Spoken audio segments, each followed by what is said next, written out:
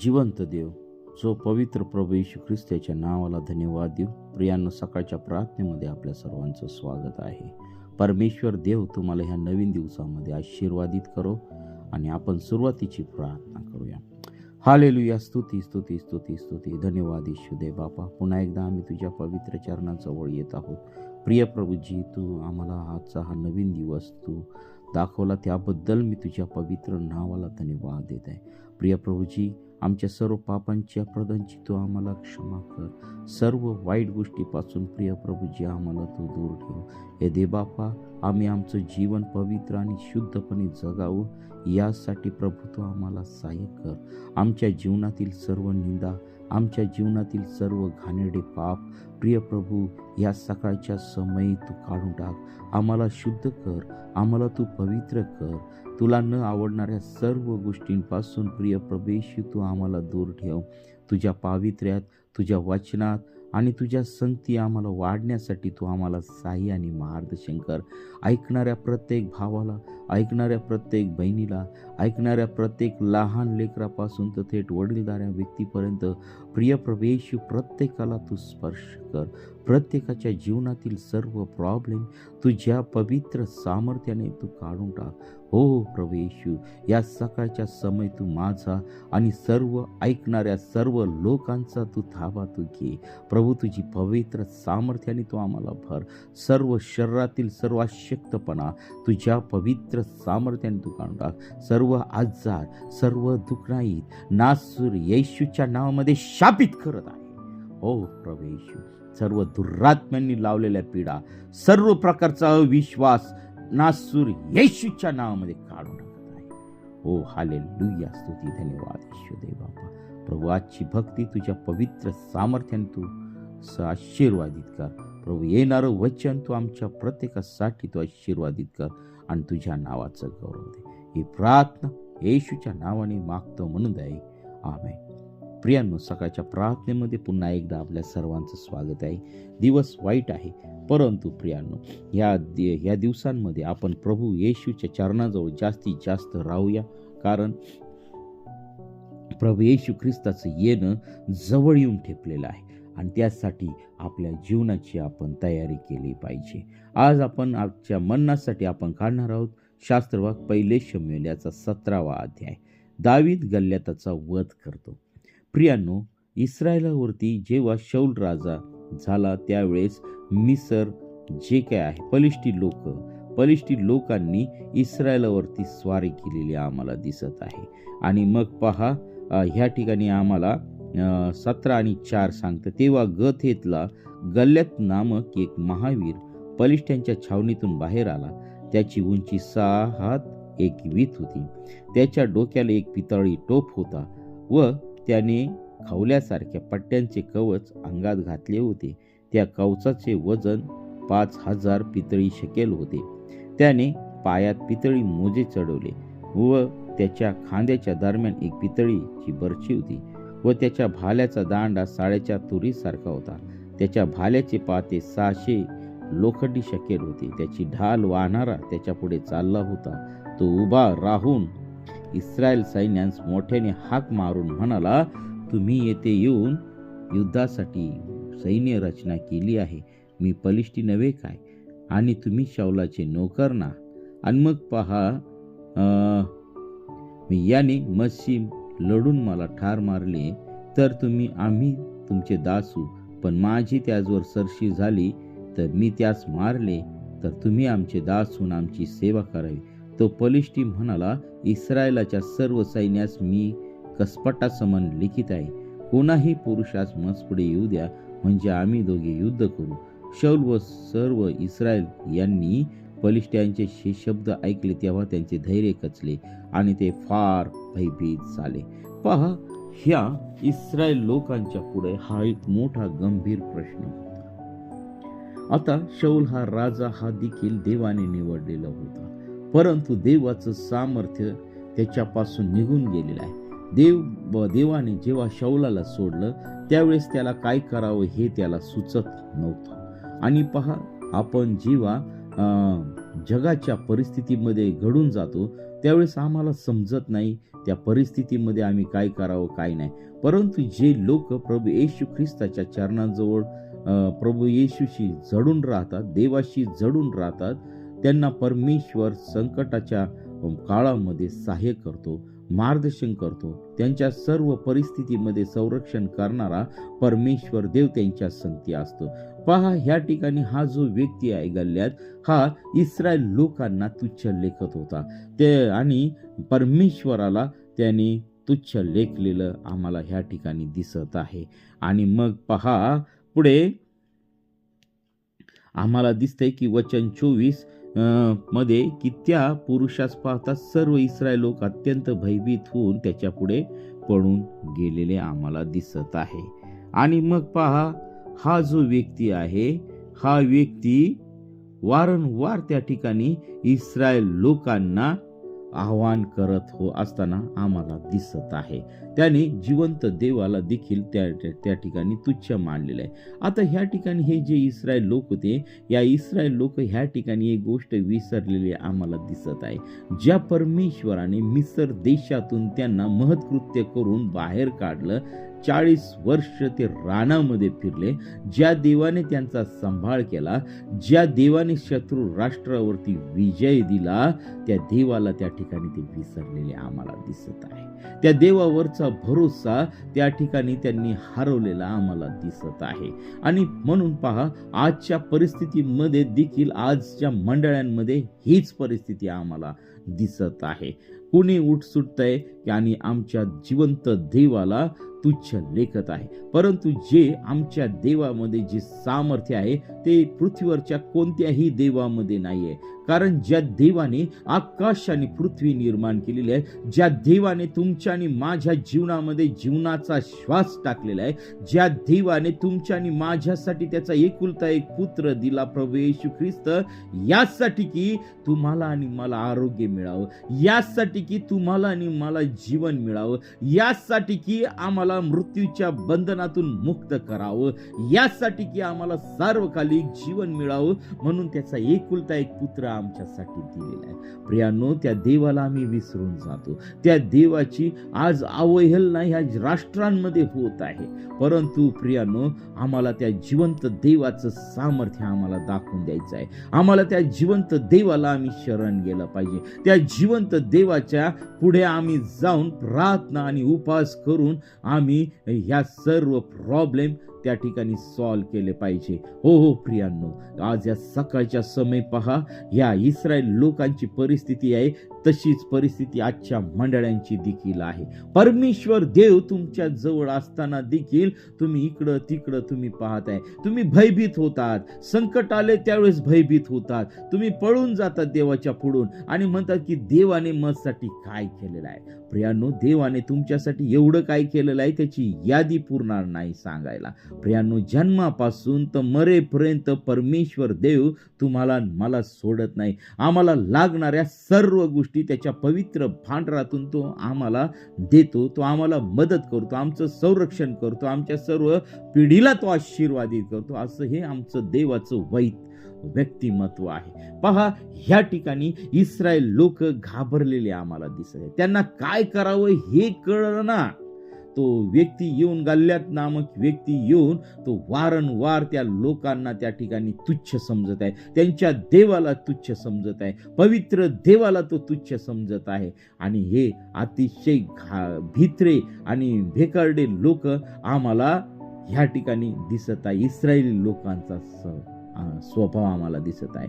परंतु जेव्हा इस्रायली लोकांच्या संगती परमेश्वर देव होता, त्यावेळेस त्यांचं सर्व काही पहा त्या ठिकाणी चित्त सामर्थ्य परमेश्वरा संगती होतं. त्यावेळेस त्यांच्या मनामध्ये धैर्य होतं. हे धैर्य कोण निर्माण करतं? परमेश्वर देव. भीती कोण घालवतं? परमेश्वर देव. आणि म्हणून प्रियांनो, आज आमचं जे संबंध आहे देवासंगती ते आम्हाला सरळ करायचे आहे. आमचे जीवन हे पूर्णपणे परमेश्वराला समर्पित केलं पाहिजे. आणि पहा, आमच्या देवाला कोणी येऊन जाऊन चॅलेंज करावं यासाठी प्रियांनो, आम्ही आमचं जीवन असं जगलं पाहिजे, प्रार्थनामय जीवन जगलं पाहिजे. कोणी बोलताना 10 वेळेस विचार केला पाहिजे की यांचा देव जिवंत आहे. हालेलुया. आणि खरोखर परमेश्वर देव आज तुमच्या संगती बोलत आहे. आज आपल्या विश्वासणाऱ्यांचं असं जीवन पवित्र आहे का? आज आमच्या विश्वासणाऱ्यांच्या जीवनामध्ये परमेश्वर देव त्यांच्या जीवनातून दिसत आहे का? आज आम्ही पाहत आहोत की अनेक ख्रिस्ती संस्थांमध्ये भ्रष्टाचार आहे, अनेक ख्रिस्ती मंडळांमध्ये भ्रष्टाचार आम्हाला दिसत आहे आणि फक्त स्वतःसाठी लोक जीवन जगत आहे. अनेक मिशनरी जे प्रॉपर्टी आहेत, त्याचे ट्रस्टी आहेत, ते विकून खात आहे आणि देवाच्या क्रोधास ते कारणीभूत ठरत आहे. आणि म्हणून प्रियांनो, आज आमच्या या ख्रिस्ती विश्वासणाऱ्यांची परिस्थिती ह्या ठिकाणी अशी आहे. आज कुणी उठतं, कुणी चॅलेंज करतं. ज्या लोकांची पात्रता नाही, जे लोकांची आमच्या पुढे उभे राहण्याची परिस्थिती देखील नाहीये, उभं देखील राहू शकत नाही, आम्ही जिवंत देवाचे लोक आम्ही काय करत आहोत? तर काही आमच्याकडून होऊ शकत नाही. याचं कारण आहे की आमचे जे संबंध आहे ते परमेश्वराशी चांगले नाही आहेत. प्रियांनो, आज तुमच्याविषयी बोलताना समोरच्या व्यक्तीने 10 वेळेस विचार करून बोललं पाहिजे की हा पवित्र देवाचा, जिवंत देवाचे हे लोक आहेत. आणि म्हणून तसं प्रियांनो, आपलं जीवन जगायला शिका, पवित्र जीवन जगायला शिका, परमेश्वराशी घनिष्ठ संबंध जोडायला शिका आणि परमेश्वराशी संबंध एकदम घरातल्यासारखे तुम्ही करा. पहा, मैत्रीचे संबंध देवासंगती करा. परमेश्वर देव तुमच्या संगती सदोदित राहील. प्रियांनो, जगामध्ये आजार, संकट, विपत्ती येतील आणि जातील आणि त्या सर्व विपत्तींमध्ये आमचा जिवंत सेनाधीश परमेश्वर आमच्या संगती उभा आहे आणि म्हणून घाबरायचं कारण नाही. आणि मग अशा परिस्थितीमध्ये आम्हाला ह्या ठिकाणी इस्रायलामध्ये, संपूर्ण इस्रायलामध्ये एकच व्यक्ती आम्हाला दिसत आहे, यशायाचा पुत्र दावीद. पहा, यांनी त्याचे सर्व भाऊ त्या सैन्यामध्ये होते, परंतु ते देखील त्या गल्ल्याताला पाहून घाबरलेले होते. शौल देखील त्या ठिकाणी भयभीत झालेला आम्हाला दिसत आहे. शौल देखील काही करू शकत नव्हता, कारण परमेश्वराचा आत्मा त्याच्या सोबत नव्हता. प्रियांनो, परंतु दावीद परमेश्वराचा अभिषिक्त होता, परमेश्वराच्या इच्छेने चालणारा व्यक्ती होता. परमेश्वराने त्याला इस्रायलासाठी राजा म्हणून निवडलेलं होतं. परमेश्वराचा आत्मा त्याच्या जीवनामध्ये संचारत होता. पहा, ह्या व्यक्तीचं जीवन आम्हाला ह्या ठिकाणी अतिशय नीतिमत्वाने जगणारा व्यक्ती हा आम्हाला दिसत आहे. बघा, त्याच्या लहान वयामध्ये तो त्या ठिकाणी जाऊन शौल राजास काय म्हणतो, पहा. मग दावीद शौलास म्हणाला, त्या पलिष्ठ्यांमुळे कोणाही माणसाचे मन कचरू नये, आपला दास जाऊन त्याची लढेल. शौल दावीदास म्हणाला, ह्या पलिष्ठ्यांशी लढण्यास तू समर्थ नाहीस, कारण तू केवळ तरुण आहेस आणि तो बाळपणापासून कसलेला योद्धा आहे.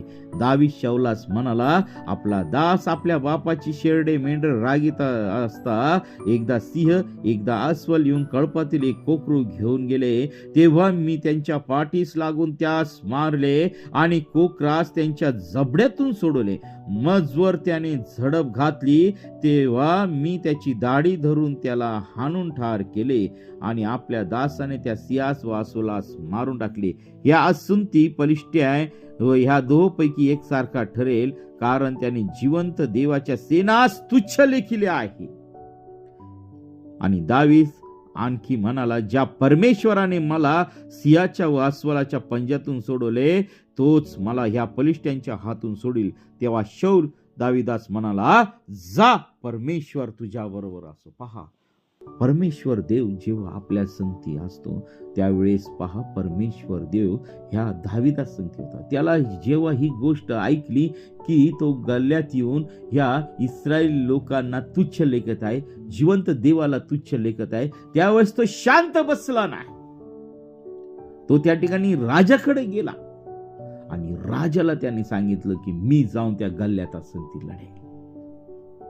हो प्रियान, कारण परमेश्वर त्याच्या संगती होता. तो पुढे म्हणतो की परमेश्वर ज्या देवाने मला सहाय्य केलं सिंहाला मारण्यासाठी, ज्या देवाने मला सहाय्य केलं अस्वलाला मारण्यासाठी, तोच देव ह्या गल्ल्याताला मारण्यासाठी मला सहाय्य करेल. याचा इतका भक्कम विश्वास, कारण परमेश्वर देव त्याच्या संगती होता.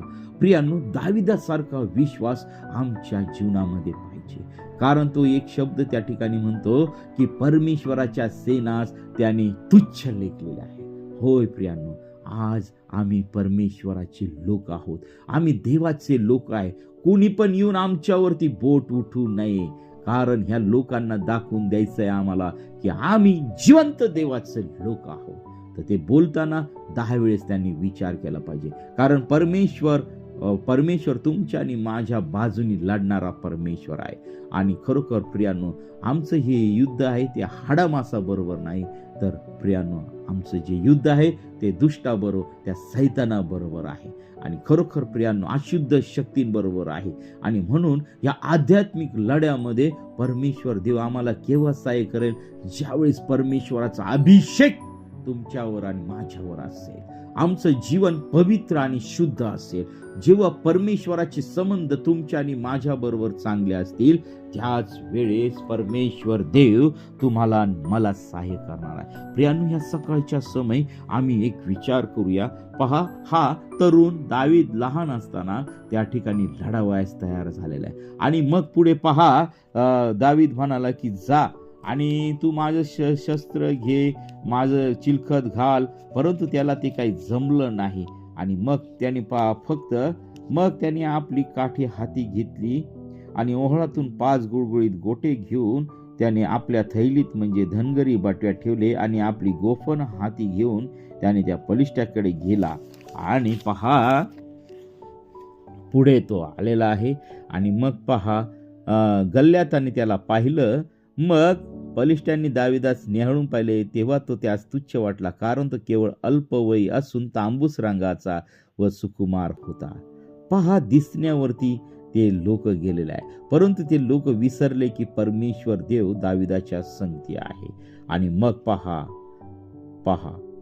बलिष्ठी आला. मग बलिष्ठाने आपल्या देवांची नावे घेऊन दाविदास शिव्या शाप दिले. मग तो दाविदास म्हणाला, असा जवळ ये, म्हणजे तुझे मांस आकाशातील पक्ष्यास व वनपशीस देतो.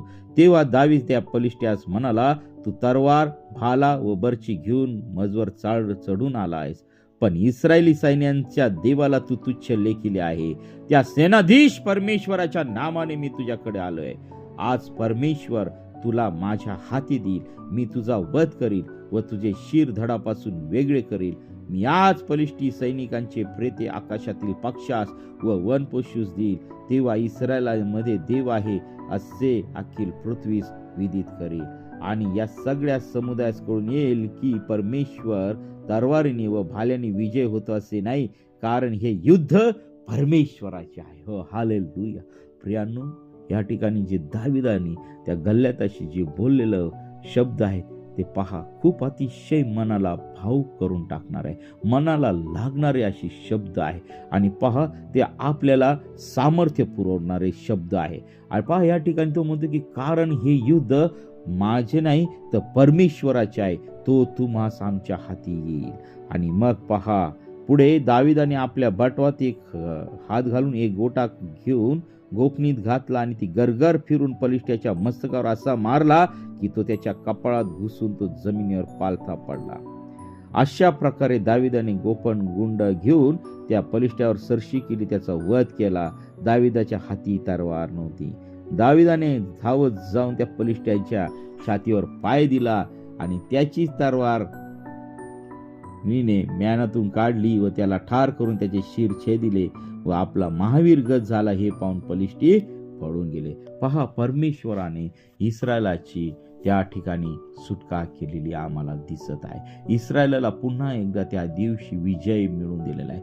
परमेश्वर देव जेव्हा आमच्या बरोबर असतो, जेव्हा आमचा विश्वास देवावरती असतो, त्यावेळेस आमचा विजय पक्का झालेला आम्हाला दिसत आहे. प्रियांनो, आमच्या वैयक्तिक जीवनामध्ये आम्ही जगत असताना आम्ही आमचा भरोसा, आमचा विश्वास आम्ही परमेश्वरावरती ठेवला पाहिजे. कितीही कठीण प्रसंग येऊ द्या, किती कठीण संकट येऊ द्या, त्या सर्व कठीण प्रसंगामध्ये, त्या कठीण संकटामध्ये, कठीण आजारामध्ये परमेश्वर देव तुम्हाला त्या परिस्थितीतून बाहेर काढणारा जिवंत परमेश्वर आहे.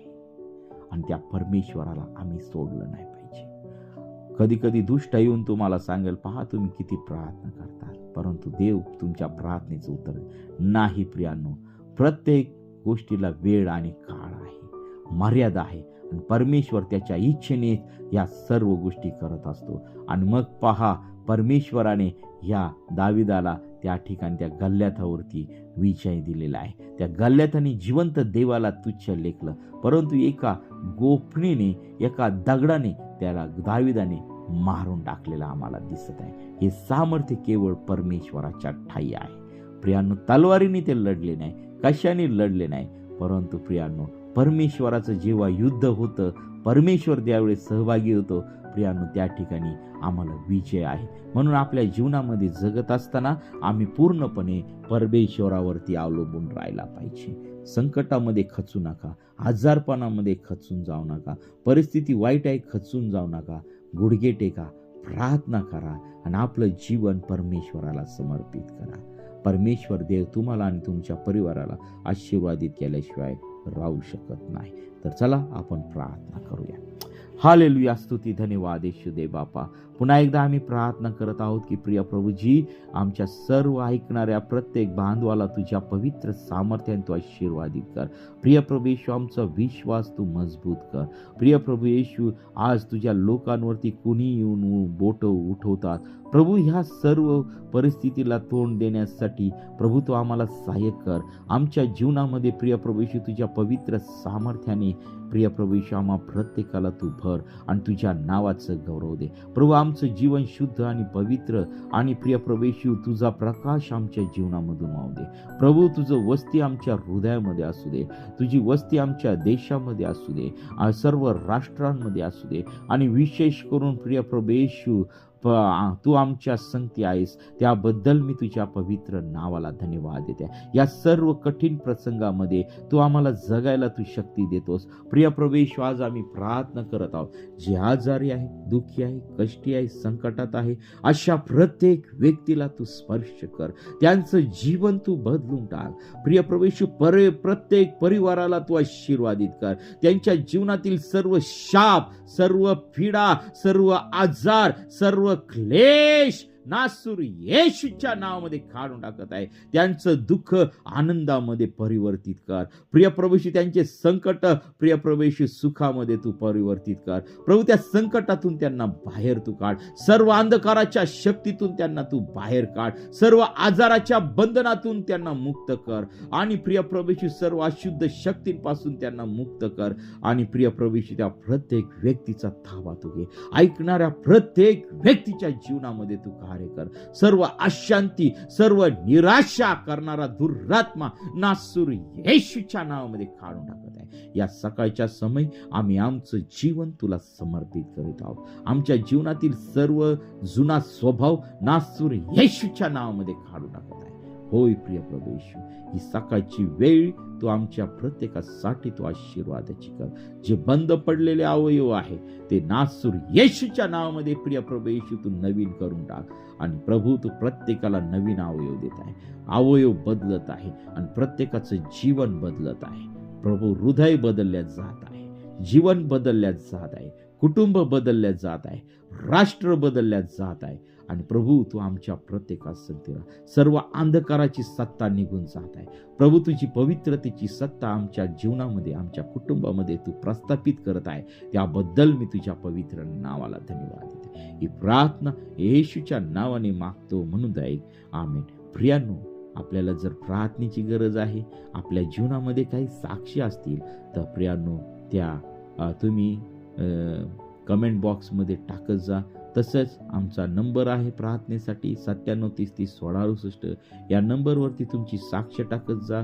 आणि काही तुमच्या प्रार्थना विनंती असतील तर या नंबरवरती टाकत जा. आम्ही आपल्यासाठी प्रार्थना करीत आहोत. देवबाप तुम्हाला आणि तुमच्या परिवाराला आशीर्वादित करो आणि आजचा दिवस सर्वांसाठी आशीर्वादाचा जावो. आमेन, आमेन.